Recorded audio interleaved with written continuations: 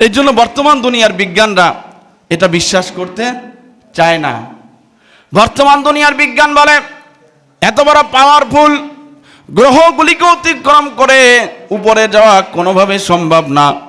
2 নম্বর, বর্তমান দুনিয়ার বিজ্ঞানরা বলে মহাশূন্যে উঠলে একটি পরিধি আছে, সেই পরিধির উপরে গেলেই আপনার সেই পরিধির উপরে যাওয়ার পরে সেখানে আর কোনো বায়ুমণ্ডল থাকে না, অক্সিজেন থাকে না, মানুষের সেই অবস্থায় মৃত্যুর সম্ভাবনা বেশি থাকে। যেমন দেখবেন পৃথিবীর যে সমস্ত বড় বড় পর্বতমালা রয়েছে, মাউন্ট এভারেস্ট সহ পৃথিবীর যত বড় বড় পর্বতমালা রয়েছে, এই বড় বড় পর্বতমালাগুলি উপরে দেখবেন অক্সিজেন নিয়ে যাওয়া লাগে, কারণ সেখানে কোনো অক্সিজেন থাকে না। সেখানে অক্সিজেন শূন্যতায় ভোগার কারণে সেখানে অক্সিজেন নেই। এমনকি যেই সমস্ত বিমানগুলি রয়েছে এগুলি যখন নির্ধারিত পথের উপরে উঠে যায় সেখানে তার অক্সিজেন শূন্য হয়ে যায়, বায়ুমণ্ডল শূন্য হয়ে যায়, সেখানে অক্সিজেনের প্রয়োজন হয়।